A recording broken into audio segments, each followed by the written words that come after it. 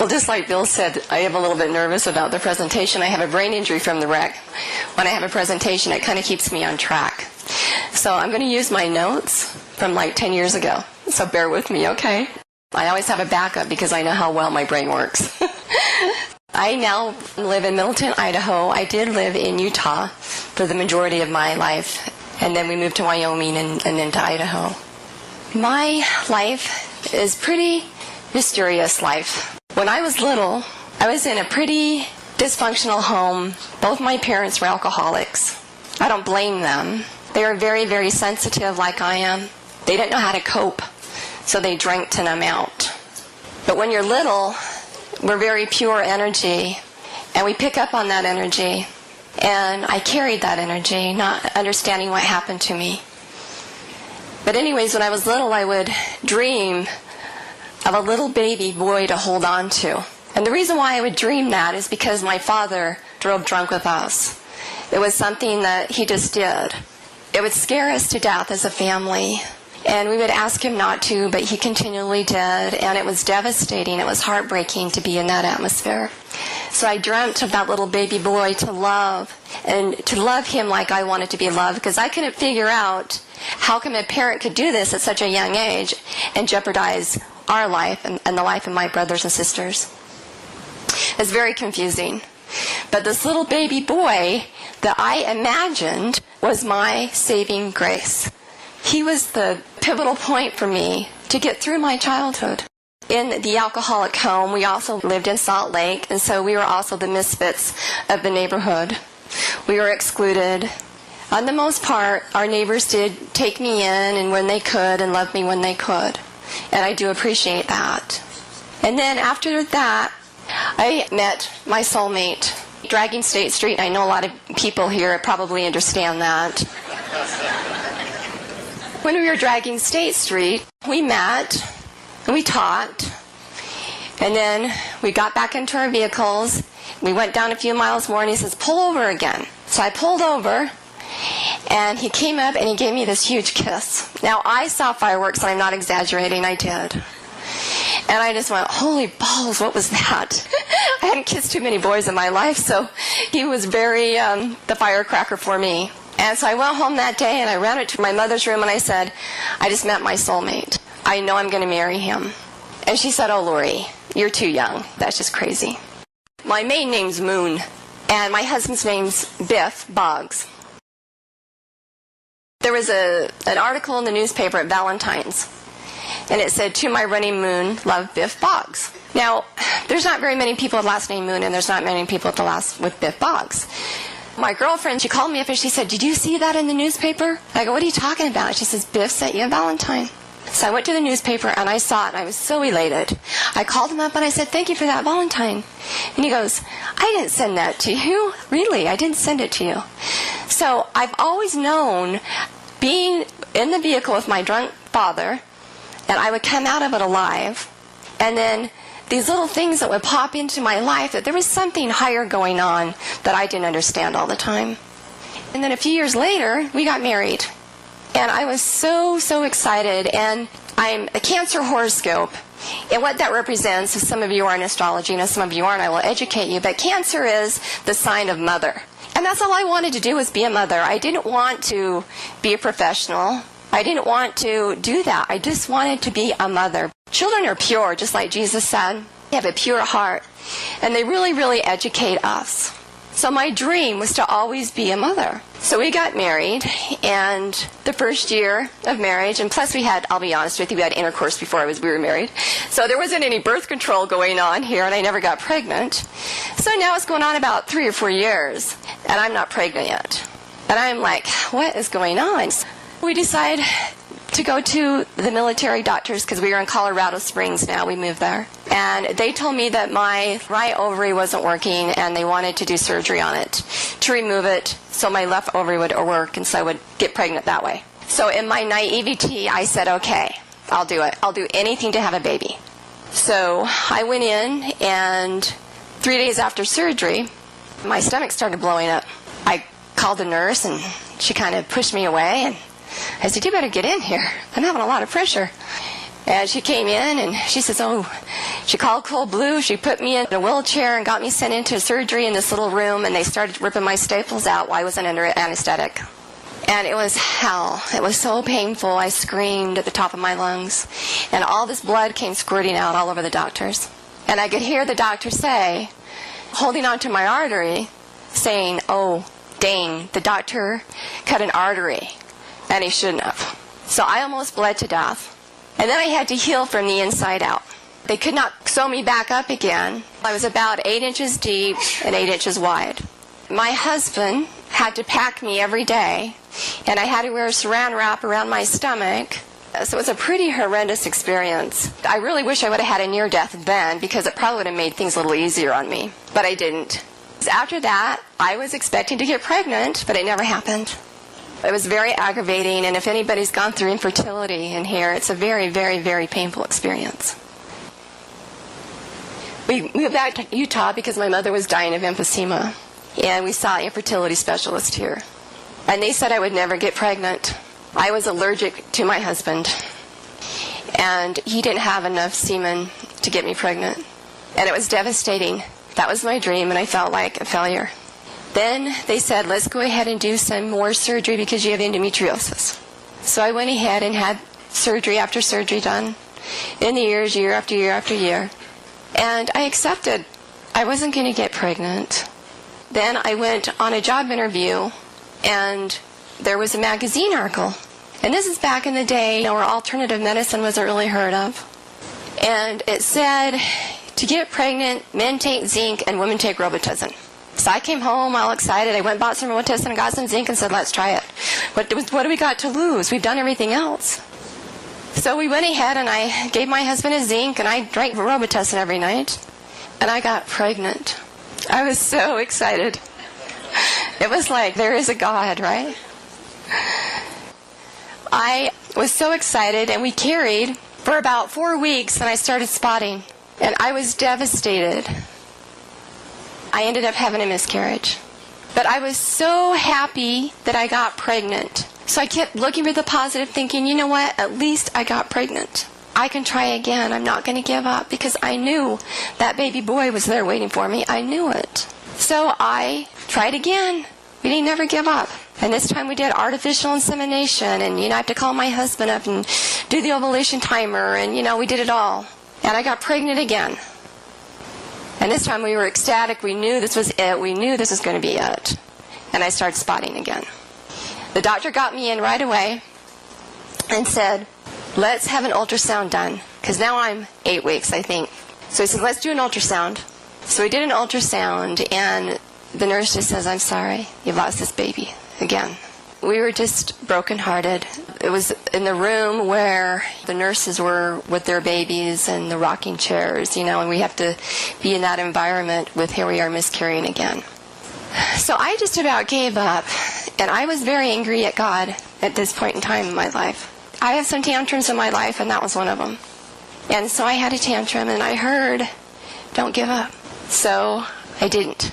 So I said, okay, I'm going to try one more time, because I heard, don't give up. I didn't give up, and we got pregnant. And we had Preston on June 25th, 1991. He was 8 pounds and 3 ounces. He was a miracle to us. It was one of the most amazing experiences I've ever had, is giving birth.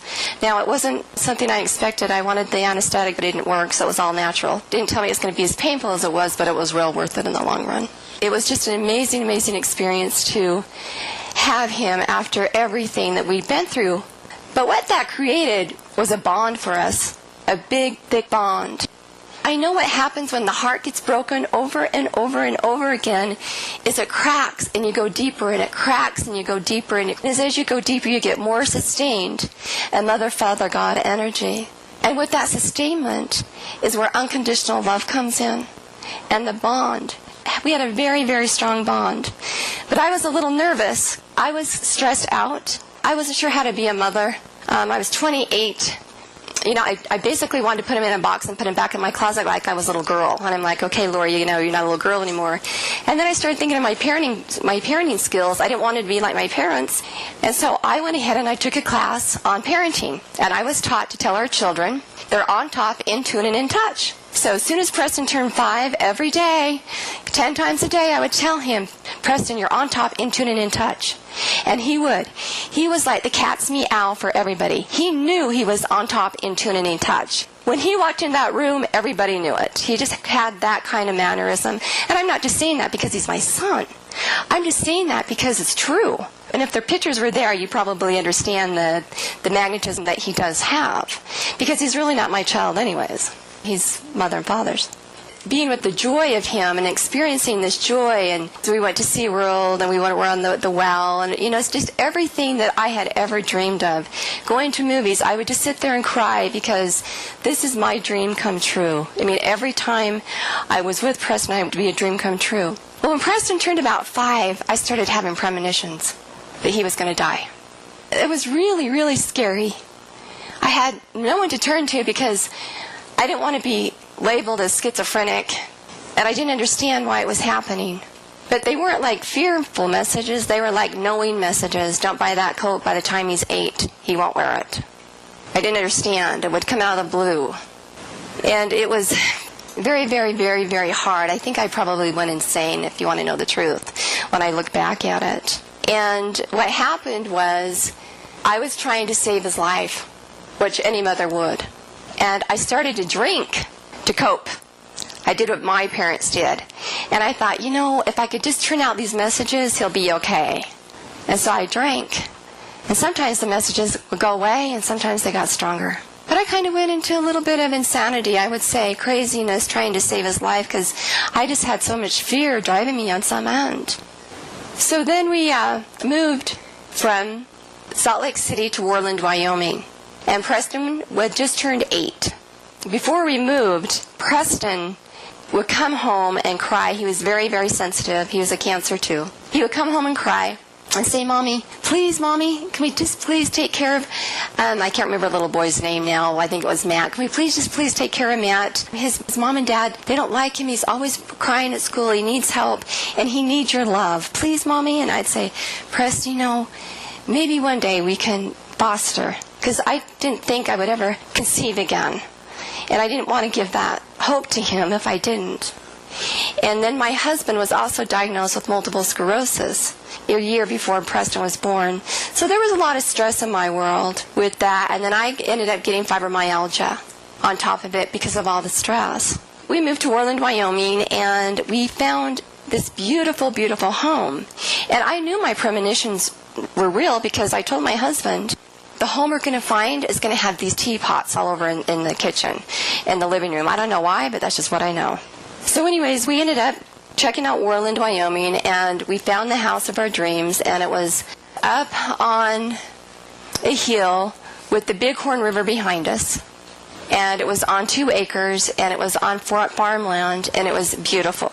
If you people know what grounding is, but grounding is really an anchor to Mother Earth. I didn't know that's what I needed to be anchored to her back then. But I knew it was part to do with the dirt. So I know I wanted dirt. I wanted to be anchored to the dirt, but I didn't understand it. So we bought this 2 acres, and it just had dirt on it. It didn't have grass. But it was a beautiful, beautiful home. We were ecstatic, and we were so excited. And I thought, yes, I'm going to save his life. He is going to be saved. We're going to get out of Utah because Utah started, I could feel the people coming here. Believe me, you guys have grown a lot since I've been here. But I could feel y'all coming here. I'm like, I got to get out. That's just because I'm sensitive. I like to be out in nature and kind of have my space because I absorb and pick up energy. Anyways, when we went to Wyoming, just that beautiful, beautiful house. And we were so excited. We had moose there in our backyard. We had frogs, and we had deers, and we had rabbits. And Preston had never even seen a frog, which is great to see this, to see him so happy with his frogs. And we had a wonderful, wonderful time. We were there. But the energy started getting more intense for me. I thought it was going to stop, but it didn't. It got more intense. And I'm like, what is going on here? And I kind of had a lot of fear with my husband's multiple sclerosis, too. We just moved there. We're in this house. I have fibromyalgia. And there was just kind of a lot of insecurity going on in my world. And there was also, I started putting 2 and 2 together. I'm like, wait a minute. I feel like I'm back in time. Because my father had took us to Yellowstone way back when I was heavily imprinted with drunk driving in Wyoming. I thought, wait a minute. this is kind of full circle. This is kind of weird. And I even shared the story when my father took us on the trip, and he put us in the back of the trailer and drove off. And it was a horrendous experience for a child. So anyways, I was starting to feel this energy getting more intense. So what did I do? I started drinking more, because that's all I knew to cope. And so I drank, and one day, my husband and I got in a fight. And we never fought, especially around Preston. We did not want him to be in that environment. We knew that from the get-go. But you know what? Sometimes when you drink, you do things that you don't want to do. And that's what happened. And so I drank. If I was in his face or something, and he pushed me, and I fell down.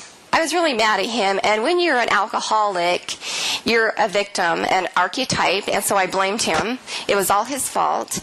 And so I got up, and I said, come on, Preston. We're going to go. We're getting out of here. And I promised myself I would never, ever drive with Preston, and I never did for the 8 years, ever. We got in the car, and I drove about less than a mile. And I could hear Preston say, Mommy, you know, why is going on with you and Daddy, you know? And I'm like, wait a minute, he's in the car. What am I doing? You know, it's like I came out of my trance, and I woke up. I turned around the car, I took him back, I tucked him in, and I woke up with a horrible hangover the next day. And Preston said, in his beautiful, beautiful, pure energy. And he looks up at me the next day and he says, Mommy, what happened last night? Why did you and Daddy fight? I've never seen that before. And I said, oh, Preston, I'm just under so much stress. But you know, I didn't tell him the truth. I was sick. I was very sick. And so at that time, I knew when I drank with my beautiful child, I needed help. So I went to my husband and I said, you know, I'm an alcoholic. I'm just like my parents. I need help. And he's like, oh, being the codependent man he is. No, you don't. Just drink 1 glass of wine a day. You'll be fine. I'm like, okay. Tell you what I did do. Because I do believe in God, and I always have. I'd wake up, and I'd pray. And I'd get on my hands and knees. I'd say, please keep Preston safe, God. Please keep him safe. Because I knew that's what I could do for him. So a few days later was my birthday, July 19th. And I went out, and I got really, really drunk. My husband, he drove me home. And then I just thought, you know, I just got to quit doing this. And I was really thinking about this. And I had all this fear and all this energy about it, but I was scared, really scared. A few days later, the energy lifted. And I looked at Preston and I said, Baba, don't leave me, sweet pea. Please don't leave me. He didn't say anything. He just looked at me like nothing. He didn't say, Mama, I won't leave you. He just looked at me and didn't say a word. One thing Preston always told me is, he'd say, Mom, if you don't know the answer, always go to your heart, because it's always there. So that's what I did. I said, God, I surrender this to you. It's too big for me. It's way too big for me. A few days later, July 24th, they don't have the Pioneer holiday there, so it wasn't a holiday there. But we went to Riverton, Wyoming, which is about 2 hours away. Warland, Wyoming's a town of 5,000. Riverton's a town of 10,000. But at least they have a Walmart and a Kmart there. But the other store we have, it was a Bromida, and there was always nothing there. We needed some stuff for our new house. So we went shopping, and it was in the daytime. I always made it conscious not to drive with Preston on the weekend nights, because I know that's when most of the drunk drivers are out. And so anyways, we went down, and it was a beautiful, beautiful drive, and I had my Honda. Our other vehicle, our Jimmy, was the wheel was broken. And so we drove that to haul everything in. We had a wonderful day shopping at Kmart. We did some school shopping for Preston while we were there. We went out to lunch at Wendy's, and we had a great day. I made one stop, the liquor store. I wasn't ready to quit. The energy lifted. I wasn't ready. I went to the bar. Preston and Biff were in the car. I went to there, and I could feel the energy, and it was just like this energy that I was so used to and so familiar with from my childhood. It felt almost comforting to me. It was strange. Got my wine, got in the car, and I'd always have to drive because I had to be in control because of the trauma I had driving with my parents. And my husband was okay with that. He'd rather have me do that than be a backseat driver anyways. So I drove, and Preston was in the backseat, belted in, and we had just put on this CD, and it was called You're a Woman, and Preston was singing out loud and laughing, and it was a beautiful song, you know, about women being beautiful, and Preston he was a prankster, so he was having fun with it. And we're driving, and it's on a two-way highway. Speed limit 65 miles an hour. I cheat a little. I usually go 67 or 70, so I don't get a ticket. So anyways, I was going about 67, and this white truck was in front of us. However, on the other side of the highway, I noticed a bunch of people pulled over. I'm like, I wonder why he's pulling over. I wonder why they're all pulling over. So I said to my husband, why do you think they're pulling over? And he goes, I don't know, maybe somebody had a blowout up the road. And I said, yeah. In a flip second, that white truck that was in front of us moved over, and all of a sudden, this car comes straight for us. It's 4:30 in the afternoon. And I'm thinking, what's he doing?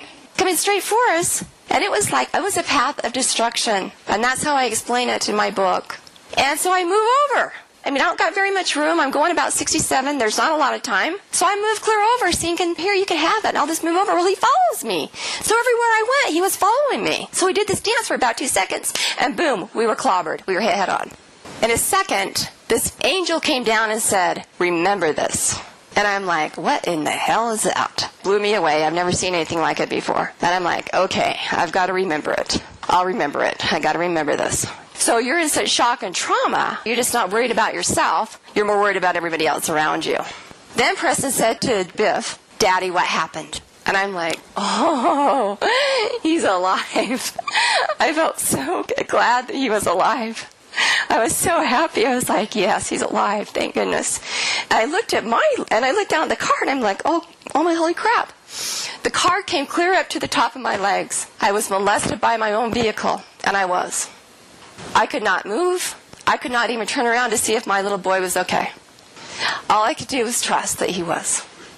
My husband, the windshield exploded, and the shard took and peeled off his scalp. So when I saw him, he was a bloody mess. At that point in time, we had people circling around our car, going crazy. I did quit smoking 7 years prior to that, but a woman did come up and put smoke in my face, tempting me again, and I just no, I'm not doing it. But believe me, I thought I did want to again, but I didn't. And I said no, but she was very, very panicked and very, very upset. And I do remember that. And then they came and took Biff out of the car. Well, I couldn't move because the car was on top of me. It took them 45 minutes to get me out of the car. While I was in the car, the paramedic, I said, my legs, I don't think I'm going to walk again. And he says, no, he says, I'm pretty sure you're going to walk again. Just hold on to that, Laurie. And I said, okay. I said, what about my son? He's okay, Laurie. Your son and your husband is okay. Okay. So that's all I had to worry about, was just me. And a nurse jumped in on the passenger seat and started taking off my wedding rings. Started taking off all my rings because I was starting to swell up so bad from being hit on. Then the jaws of life came and got me out of the car. And that was very, very, very scary too. You really have to trust these people, and paramedics and EMTs. I have a whole other conscience for what they do out there. They got me out of the car 45 minutes later. The other people in the car was the drunk driver, his girlfriend, his little boy 8, and his little girl 6. And they were killed. I didn't know this. They didn't tell me this till after. They got me in the vehicle, in the ambulance, and they started cutting off my bra. I was really mad because I just spent $50 for that bra. And I'm thinking, what are you doing that for? Don't do that. That's where my mind was. It's kind of interesting when I think about that. It wasn't really on survival. It was about my bra. What's that about? After they cut my bra off and stuff, the pain was so excruciating that when I looked down at my legs, I looked like I'd been through a meat grinder. I was in so much pain, and I just was asking for some pain medicine. They said, no, you're too unstable. And I said, okay. And the next thing I know, I was just passed out. I went out cold. The pain was way too much. Finally, on an unconscious level, I'm out of pain. Now I'm in the Riverton Hospital. And I'm feeling this excruciating pain coming out of my abdomen. And I'm feeling like a chicken being plucked or being raised for dinner. When you clean a chicken out? And I'm like, what is going on here? And I can't talk because I'm intubated. And I just want to scream because I'm in so much pain. And so I went like this with my hands asking for help. And they said, look, she's having a spasm. Not only has she been through this horrific wreck today, but she's lost her son.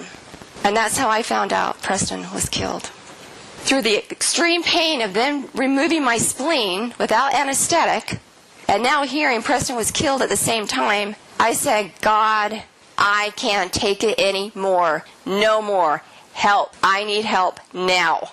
Boom. I was out of my body, and it was so refreshing because there was no map needed. If you knew me, I don't follow directions very well. So I'm just like, pain body is gone after that fibromyalgia.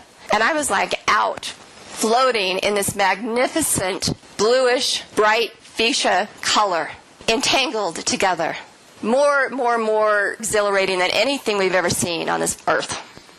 And so I was like, wow, this is pretty cool. Now, losing Preston wasn't even there for him. That thought wasn't even there.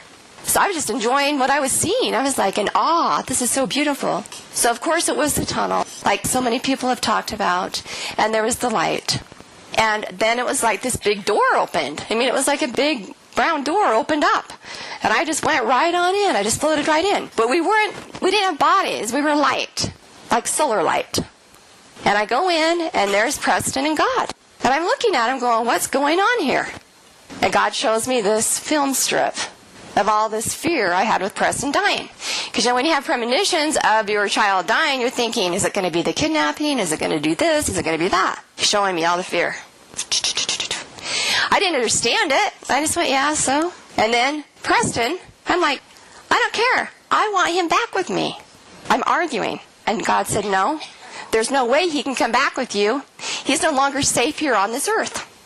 I said, no, I want him here. I don't care what it takes. I'll change his diapers till he's 100. I don't care. I want him back with me. And then they showed me a picture of Preston. And he would be in vegetative state if he went back in his body. And Preston said to me, Mommy, I don't want to go back in that body. And I knew at that point it was going to take more love to let that child go than it was to hold on to him. So I said, okay, I understand. And I hugged him in this bright, beautiful, golden ball of light. We all came together, and God took Preston to his heart and said, and he hugged me, and he said, Preston is in the safest place there is. My prayer was answered, but not in the way I thought it should be. And I said, okay. They said, you've got work to do. And I said, okay, quite understand it. And Preston it was kind of a telepathic talk. It was kind of like, Mom, if you die now, you can't be with me, so go do some work so we can be together. I'm like, okay, and I didn't understand it, I'm like, I don't understand what the hell you're talking about, but okay. So I went down, I went out of that portal, and the next thing I know, I'm like being slammed back into my body, and it just feels like I'm putting on a pair of shoes that are 2 sizes too small. And it hurt, and I was angry. I'm in the helicopter being life-flighted, I can smell blood, and I am like, what's going on? And then I passed out again. And I went into a coma, and I woke up for a little bit and wrote my husband a letter, they say, so we're going to be okay, so he could get through. Because he just lost his child, and now I'm touch and go. They don't think I'm going to make it. Not only did I almost die from the wreck, but now I have a systemic yeast infection from the antibiotics because the first hospital didn't clean up my legs. Well, they thought I was going to die when they life-flighted me to Casper, Wyoming, so I got a very, very bad infection in my legs. The injuries were horrific. I'm going to read those because I can't ever remember all of them. Shattered legs, 7 severe open leg fractures, many broken bones, including toes, ankles, fibula, ribs, clavicle. I have an eye socket that broke. I have shattered teeth. I have about 14 root canals and caps, and a ruptured spleen, a lacerated liver, my brain injury, collapsed lungs, and I underwent a tracheotomy, craniotomy, and orthopedic surgery. And I lost 11 pints of blood. That's why the anesthetic didn't work in that first hospital, because I lost so much blood. You need blood to carry the anesthetic, and I found out that later. And then my husband almost died. He had 2 broken legs and then a seatbelt and ruptured colon. And so he almost died from the colon. Preston died of a torn aorta. When I was touch and go, they really thought they were going to lose me. And I had another near-death experience. And this time I was in ICU. I just remember the nurse waking up and hitting me across the face. She was hitting me, telling me to wake up, wake up, wake up.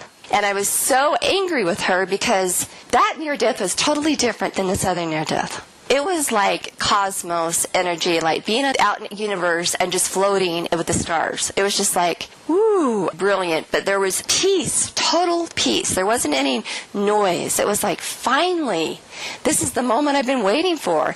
And here she is slapping my face to wake me up. And so I was so angry with her. Oh, I was angry with her. I did not want to come back. I was very angry with her. And then when I did come back, after 18 days in a coma, the first thing I heard, I'm sitting there in the hallway, I remember, and I'm like, I had my trach in me, and I don't know what hit me. And all of a sudden I see this little light, and there's orbs now. I don't know if you see them in the pictures. But there was like a dot, and I'm saying, what is that? Hi, Mom, it's me, Preston. Bubba, what are you doing here? Mommy, it's going to be okay. I'm here with Grandma and Grandpa, and I'm going to teach you to be light, love, and free. And I said, oh, okay. And I was so close to him that I was like okay with it, but I didn't understand what was going on. While I was in the coma, what happened too is they told me I was going to be so brain damaged that I was going to need a caretaker for the rest of my life. And they told me I would never walk. Now, Preston came to me and said, Mommy, don't buy that. You're not going to walk again. Now, believe me, the brain injury and the brain damage is a little true, believe me. At this point, it is true. But walking, Preston said, Mommy, don't buy that. Don't buy that thought. Don't. You will walk again, and you're going to walk into my funeral. And I'm going to make sure you do. I'm going to cheer you on. It was 70 days in the hospital. I did go to Preston's funeral on the 45th day. And I did walk in it with a walker. But during that time in the hospital, there was another near-death that I'll explain. And it was a little different near-death. I was in the astral realm with Preston. And the astral realm was an amazing experience when I was in the coma. And what it was is this beautiful, vibrant, you know how beautiful the mountains are? With the flowers blooming in springtime. But the difference is, because we're at such a high vibration, you can see the vibration of everything. So you can see the vibration of the color. You can see the vibration of the wind. You can see the vibration. It's very, very fascinating. It's hard to put into words. And anyways, we were going down these hills, these big long hills, laughing in this grass with these two new puppies. It was just fun to hear him laugh, that child's laugh that just brings your heart open, And we were just laughing down the hill, going down the hill laughing.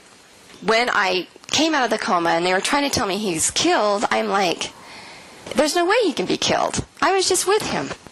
And they said, no, he isn't. I said, I was just with him with his puppies.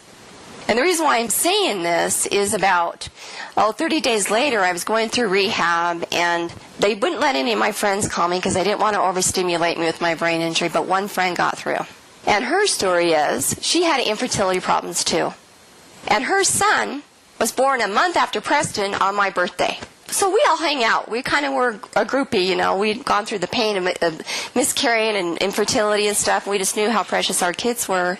She called me, and her little boy's name was Cole. And she said, I want you to know, Laurie, that Cole is making me call you. And he said, Preston came to him, and he wants you to know he loves his new home. He loves playing basketball with all his new friends. He loves being with Grandma and Grandpa. But he especially loves his new two puppies. Now, Cole and Penny are in Utah. They have no clue what's going on in Wyoming. They don't know that when this experience with Preston. They have no clue. And the reason why I'm sharing that experience is such a beautiful mystery of how these things happen. That's what's made me so sustained, is to know there's so much more than this earth. There's so much more to life. We have so much to explore here and to understand and get out of the programming and to get out of the conditioning and to really use our heart intelligence. And that's really what I believe my experience is about, is to help that. And that's why I wrote my books, Hitting Fear Head On and 18 Steps to Transforming Grief, so that we look at things to expand our consciousness so we are more tapped into Mother and Father God, so that we're more sustained in their field and not in the external field. The internal field is where it's all at. Our own heart is where it's at. With Preston, I have after-death communication with him now. He has taught me to be light, love, and free, and that's what my title of my book is, Hitting Fear Head On, The Keys to Be Light, Love, and Free. What he does is he gives me white whispers, and he calls them white whispers because he says they're from the heart of God, and they're pure whispers. And I will share you one whisper with what he wrote so you can understand the beauty where my son is. And how come now I can be okay with this, and I can say losing my son is the best thing that happened to me, because I am so connected to him now that if he would have been the physical, we probably wouldn't have been as connected as we are now. And he has taught me more here on being on the other side than here. It wouldn't have happened that way. So I know on some way we contracted in so that I would wake up and come out of the trance that I was heavily in and wake up the pattern of my DNA family. And I know that's what happened. And I'll share this, and I've got to share the drawing that Preston drew too before the day before the wreck. So this is one of his messages that he wrote. Coming home is as beautiful as birth, because we are born again into the hands of God. It's just a transition. Death serves to plant the seeds of growth and awakening those left behind. By truly looking deep into our hearts, we will see that life is not a tragedy. Everything serves a purpose for the highest good. Our growing spirits will one day fly along the majestic mountains of inner peace. And I believe that, and that is such a high saying for a little 8-year-old boy to come through to me. And the picture that he drew before he was killed, it was a picture of our house in Worland, Wyoming, with the acreage, and there was 2 people in the clouds. There was a crown, which was God, and a little boy holding a ball, and Preston loved balls. And the sun, and an eagle outside the cloud, and then our house, 3 little mountains, our house on top, and the Bighorn River behind us with a shark going the opposite way. When I got the picture, he had been besat at a neighbor's house the day before the wreck. And when she heard the wreck on the radio, she went to the room that Preston was playing in. She actually had thrown the picture in the trash and pulled it out and went, "Oh my gosh, I've got to get this to Laurie and Biff." And she had it framed for us when I got out of the hospital, which was 70 days later on our 16th wedding anniversary. And she had it framed for us. And in this frame, you could tell that he knew he was going to go to heaven. There was no doubt. And so about a year later, I said, "Bubba, what are you trying to tell me?" And he says, "Mom, soar high like the eagles, like me and God. And stay out of the illusion of fear, or the sharks will eat you alive." And to this day, my son shows up in the spirit of eagles. And it happened right after the wreck, where eagles were flying over me, were in my space I didn't understand until I saw a shaman. A lot of experiences were happening to me I didn't know. And so I had to seek outside help, just like now, here, being here. I had to seek outside help. And so that's what he explained, that, Preston shows up in the spirit of eagles. And so that is my 3 near-death experiences in a roundabout way. I hope that you were able to use your imagination without the pictures. But I'd like to know if you have any questions. Thank you.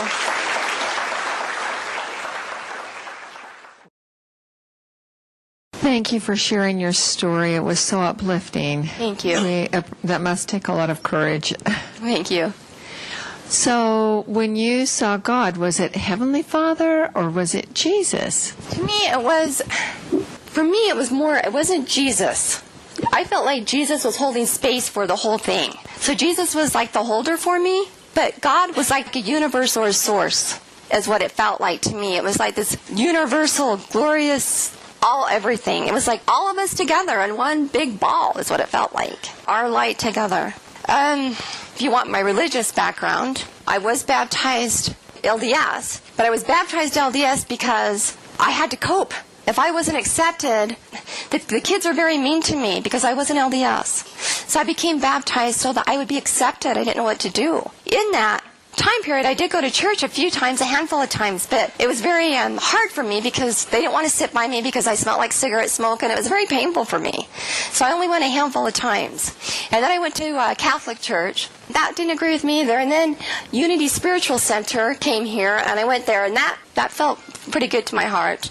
And they have Jesus-based teachings, which I highly believe in Jesus-based teachings. And then we went to a Christian church in Worland, Wyoming. A pretty interesting experience that I didn't want Preston in. The pastor was up at his podium, and these people walked in, and they had already low self-esteem, you could tell, and kind of hunched over, and they sat down, and he got out the Old Testament and the ruler and started telling them they were sinners, and my heart was breaking, and so I went up to him afterwards and said, "What are you doing? This hurts me. This hurts." And he said, "I'm doing what, they say to do." And I'm like, no, do this. And my husband was pulling my skirt trying to get me out of here, and I was like, "No, you don't do this to people." And then I got in the car with Preston, and I said, "You take all that out. Don't even listen to any of that stuff," because that hurt my heart way too bad. So that was my experience in church. And then after my experience, after this, the drunk driver was a Native American. And so I wanted to know his heritage and have an understanding of how you could drive drunk with your children in this day and age. And so I was really confused about it, but then I understood because, look, I did too. But I just caught myself, thank God. But I wanted to know his heritage. And really, the Native American is probably one of the most beautiful spiritualities I've ever came across. It was very beautiful. I did a few sweat lodges that you clean out your system, you get pure, and then you get very, very connected with Holy Spirit and Jesus and whoever's in your life. And then I also did Vipassana meditation, and that's a 10-day silent retreat where you meditate for 11 hours a day for 10 days. And I've done that 8 times now. Meditation purifies your energy all the time. And because of that, I was doing it because of pain. I didn't do it for religious issues. I did it because when I would do it, I was very connected to Preston. I mean, last time I did it, he showed me how to fly on my back. Because what happens is your energy gets so pure that you're just very translucent. And so he said, okay, Mommy, I'm going to be the wings behind you, and you're going to finally fly with me. And that was my last experience with him when I did Vipassana, because your energy's so clear. So I got to fly with my son. And it was amazing, but it was only because my energy was so clear after meditating 11 hours a day. So it takes work. And it's a very, very, most people say it's very intense, and it is intense, but it's something that I really love because I love to be that close to my son. And if I have to do that to be that close, I will. That's just what a mom does. Is there any other questions? Yes, I was wondering, with your husband, Biff, how has he been able to relate with all this, and has he found any connection? Biff and I have had a lot of marital problems, I'll be honest with you.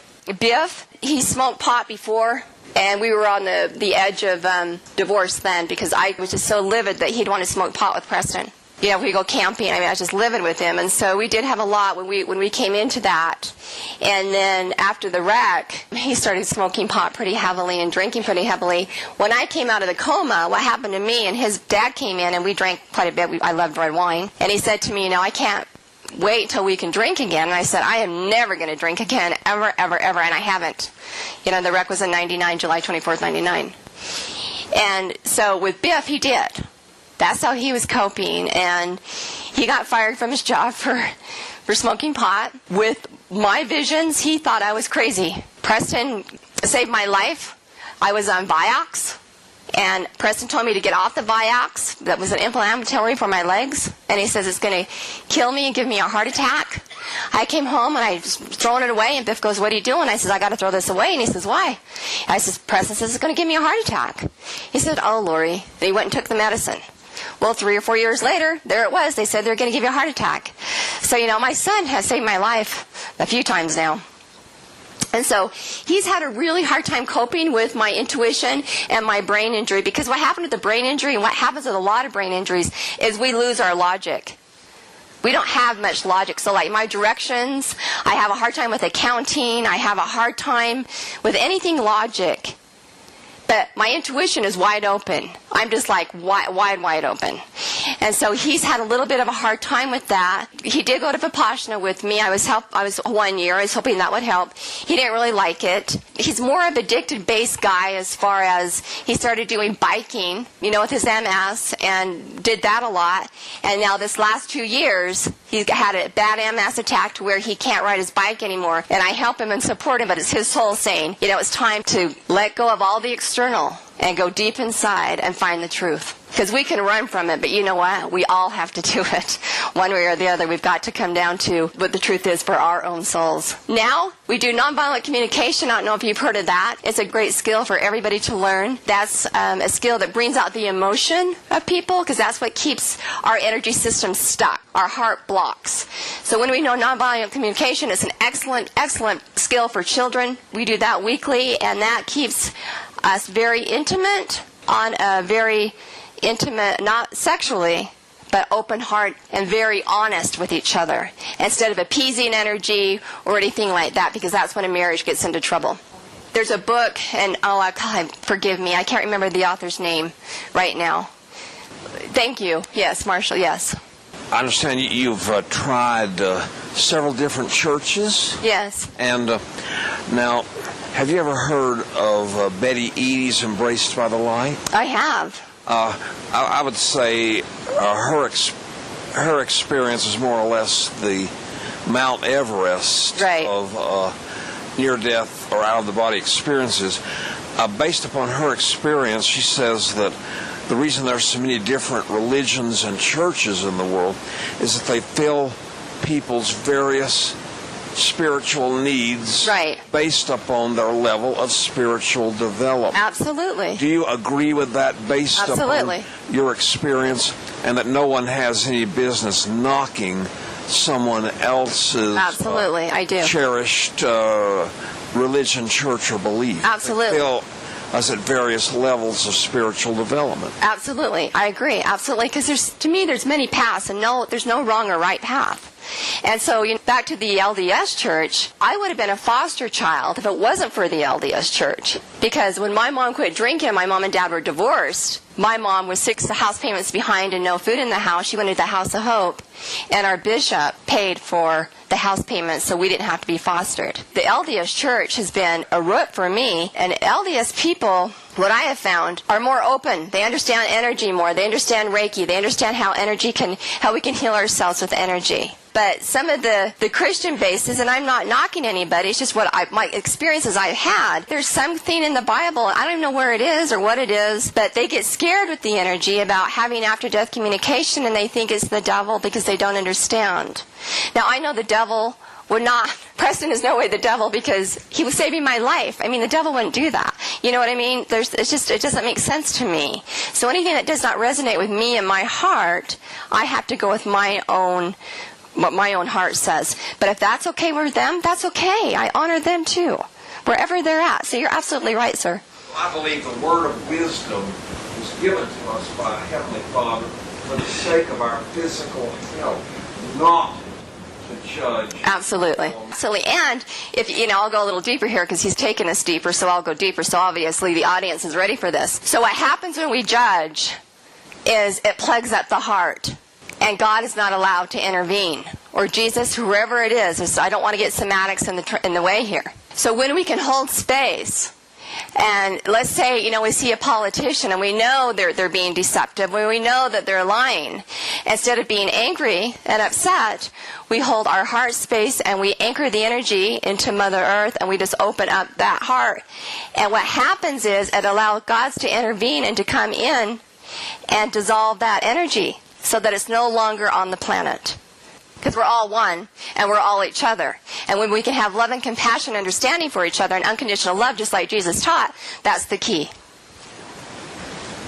Hi again. I echo everyone else's comments. Thank you for telling your story. It's very enlightening. It seems like at this point you have this ability to communicate with your son. Is this something did you have any of this prior to your near-death experience? In other words, I've heard some stories around people who've had near-death experiences, and then they now have sort of this higher level of intuitive ability to sort of... I believe we all have this intuitive level. I think that what's happened is it's been blocked by armor on the heart. So I think that we've all had it. Yes, I did have intuition. Did I have it as much and as expanded? No. But I was a pretty intuitive person then.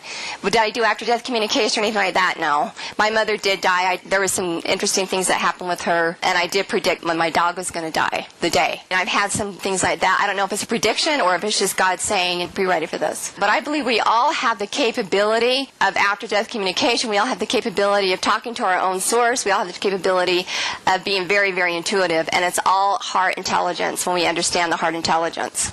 It's understanding emotional intelligence.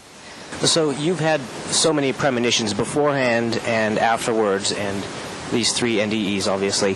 So I'm curious, have you ever had a premonition about a future event that eventually unfolded, but not in the way that your premonition suggested that it would? I haven't. I had a premonition with 9/11. I knew that was going to happen. I saw that. And then I had another premonition, a girl in Idaho. Her family was hit head-on by a drunk driver. Her husband was killed, and her baby was killed. I knew it was going to be a white car. I told my husband everything. I said, this is going to happen. I was under the covers, shaking, because when you get these premonitions, you feel responsible, but you don't know how to stop it. How do you stop it when you know this? And then it happened a few days later. And so what I basically did is I said, okay, I want some boundaries. I don't want to know this anymore. It's too hard for me. I think it can be an ego thing for some people. I think it may have been that way for me a little bit, and then I had to get really truth with myself. I don't want to know this stuff. Sometimes there's stuff that I feel from my sisters or whatever, because we're so connected. Feel that energy or whatever. I will feel that. If I'm doing a reading for somebody, I don't want to tell them, oh yeah, your grandfather's going to die, or you know what I mean. That's not. I want to give empowerment. What I know now is there's other energy that gets involved, and that's what my hitting fear head on book goes into. That's one reason why Preston calls it white whispers, because it's pure energy. The energy that was telling me about the premonitions was not pure. That was the key here. That's the key of understanding fear and understanding how it plays with us, and we've got to stop it so we can be empowered and be in the light of God. And you guys are going to think I'm crazy, but that's okay. Preston tells me that what will happen, because this planet is in trouble. We're in big trouble. And so the more that we meditate and the more we pray and the less that we judge, as he says, we're really the solar panel. We're really our own solar power. We just have to tap into it and believe it and know it's there. And I was blessed because I saw it in the near death. I mean, it was just like bright, huge light. And then he says that we'll give energy transmissions to each other. And we're going to turn people on just like popcorn.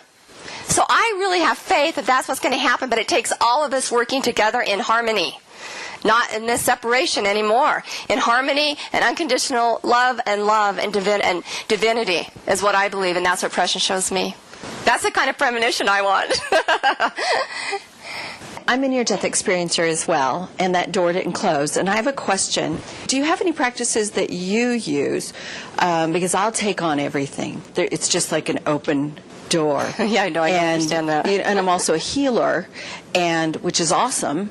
And I see things, which is great. But sometimes, and I won't actually know that it's happening when it's happening. Right. Sometimes I have the experience of something is terribly wrong, or I'm sick, or and I've taken on other people's stuff, and I'm just curious, do you have anything I that you do that too, sweetheart. I do that too. You have a remedy. The remedy I have is sovereignty. Do you understand sovereignty? Yeah. Okay. It's really, your meditation and anchoring to Mother Earth. Do you anchor to Mother Earth? I know to, and I don't always. That's the key. I know that. That's the problem, is this planet's been hijacked with Mother Earth, by the way. That's why our wombs have been hijacked, too. Our wombs represent Mother Earth. And so what's happening is we're bringing everything to truth and to balance. Mother Earth is a very, very powerful soul, as we know. And so we want to treat our bodies with reverence and love and dignity, just like we do Mother Earth. And that's also going to help bring the light in. When we anchor to Mother Earth, and what I mean by that is we take a grounding cord and we drop it at our hips. And we imagine, like you can do it with me if you want, you imagine going all the way down and anchoring to her soul, to the core of her earth. And you imagine that. And then you bring cosmos light in, God's light in. And you bring that in the top of your head, and you've got 2 back channels that go down, and then they come into your womb and they make love within your system. And then they come up. I don't know if you guys have heard of chakras. Anybody heard of chakras? You understand that? Okay, good. So chakras are an energy system that we all have. I won't go into that. It's in my book more. But chakras are an energy system that we all have, and they go up. And so Mother and Father's Earth, they go up our chakras and they clean out, they shower our field. We can bring the energy down and they can shower our hands. We can bring it out our neck and they shower our whole body. So what's happened when Preston was born, I said to my husband, I just want to put him in a plastic bubble. I want to keep him safe. Well, what happens is you go into that plastic bubble. Now, you still are very sensitive in that plastic bubble. So it's about doing the anchoring, and we're sensitive, but to me, whenever anything gets into my space, it's because I have more work to do. That's what I found out. What's this about? Where do I have more work to do? It's an opportunity to go look at myself. So I have that same issue, though. And the other thing, too, is I'm sovereign, I'm God, and I'm free. And this is your free will, and you can own that every day. And that's going to keep other non-beneficial energy out of your space. I'm God, I'm sovereign, I'm free. Because that energy is very trickery and very sneaky. So I know both you and Biff have medical issues. Him with his MS and you with your fibro. You being open and having the near-death experience, do you think that there's a difference, like with you and Biff? Do you find that he suffers more medically? Or, Now, Biff has been parasitic to me. This is what happened. This all happened. I'll tell you what happened 2 years ago, okay? Because this is how we're all parasitic with each other on some level. Because there's been in other lifetimes where that's how we survived. So we kind of have this unconscious going where we parasitic with each other, okay? So, anyways, Preston, 2 years ago, came to me and he says, Mommy, I've got to let you know this. I said, what? And he says, Daddy's sucking off your energy. And I'm like, what? You got to be kidding me. He's like, yeah, he is. He says, we want you to get more in your field, really get more honed in. We're married now 26 years. It's a norm for us. And Biff's working. I'm on disability. So, I'm probably just giving it to him freely. Oh, sure, take me. I'll sacrifice me. That was probably a role I played way back when. So anyways, I said, okay. So I did my meditation. I got clear in my field. And I'm sovereign. I'm free. I'm God. And I told Biff energetically, no more. No more. Mm-mm. We can't do this because you need to find your own source. I'm not going to be your source anymore. Within 2 months, he had an MS attack. He hadn't had an MS attack for about 15 years. So that MS attack is making him find his own source. And I would call that tough love. But we need to do it so that everybody finds their own source and stays in their own sovereignty and get out of codependency and into interdependence. Because interdependence is what's going to make us sing in harmony. Interdependence. Okay, I love what you just said, but I've got some brain damage also, and I was wondering, is that in your book? Yes. That I can read that again? Yes, it is. Thank you so much for sharing that. There's a lot. You'll like that. There's a lot about my brain damage in my book. Well, I got carbon monoxide poisoning 2 years ago, and so I relate to what you're saying.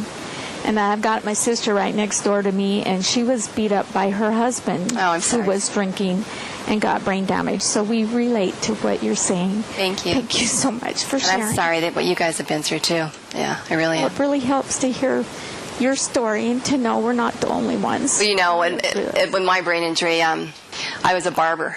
I used to cut hair, and I'd cut my husband's hair. When I came out of that coma, and I saw him scalped, and his hair was all screwed up, and all these scars. And I'm coming out of the coma, and the first thing I said to him is, "Hi, honey, I love you." He says, "Who in the hell cut your hair?" I was pissed, man. He had somebody else cut his hair. I was mad. And then I thought, we were at our house in the hospital room. Why did you decorate our house this way? And I thought the oxygen tank was a clog. And I'm like, why did you pick that out? People don't know. I was in diapers for a month. People have no clue what you go through when you've been hit like this, And I understand being poisoned, and I was too, and I have that issue too. We're a little bit retarded, but we're not. We're very. We have a lot very right brain in our brain, but we just can't get it out. Right, absolutely. To let you know that we're not. Right, we have a hard time processing. I've just enjoyed immeasurably, as all of us, hearing your story. Thank you. Just sweetheart. beautiful. And I was just wondering, these near-death experiences, have they affected your dream states? Astral projection, lucid dreaming. Sometimes I have very vivid dreams, and sometimes I don't. It depends on where my conscience is. So if I'm having fear drive me, they're not very vivid. They're kind of in and out. But when I'm pretty honed in and connected, I get really nice, vivid dreams. I'll just share one with you. We were at our house in Middleton, and now we live up on another hill in Middleton because I love the sunsets because they really are healings for our souls. Biff's outside. He's always outside working the yard, and there's this big mushroom cloud of nuclear energy, and it's just this black, yucky energy, and it just starts coming at me. And I said, Biff, get in here. And he gets in here, and I close the door, and it's just all this black tar, and it just slams our windows. Nothing got in. And I'm like, whew, we did it. To me, that was a really good dream. What people don't know about the astral realm is the astral realm is just a projection of us. So below, above, so below. So what's going on in the astral realm is really not that great. And so what happens is a lot of people get caught on the astral realm, and they get themselves into trouble. And I've experienced that with other people that I've worked with. So, and I'll just be honest with you, it's usually sexual energy that they get themselves into trouble. It's more the fourth dimension. Yes. Yes, they get caught in it. And then they get caught in addiction, and they spin out, and they get stuck in it, and they can't get out because it's entrapment. But we're all connected. Right. The unified field of consciousness, and people just don't realize how close and connected we are. Right. But there's more space than matter. Right. And within the space, information travels. Absolutely. And divinity gives us that information. Right. So when we don't judge, what happens is that just causes space. So judgment is something that gets in the way. So when we don't judge and we open it up, that's when the universe can travel in, and it's magic. I mean, it really is miracles. I see miracles work over and over and over again. See, with Preston, if I would have moved out of the way, I swear he'd be alive today. And it constricts us. It does, absolutely. Laurie, I just want to thank you for your authenticity and speaking from your heart. Thank you. And also just encourage all of those who have agreed or committed to helping with that shift and breaking barriers and reprogramming and just helping people out of some of the paradigms. So thank you for being willing to speak on that level. Yes. Also, we kind of moved on a little bit in the subject, but you were talking about premonitions, and I've been through a lot of different stages, but I kind of wanted to ask a little bit of just kind of advice about that. And you're touching on a couple of things, and it sounds like I might need to read your book, but just kind of a two-part question. I'll try to keep it a little bit concise.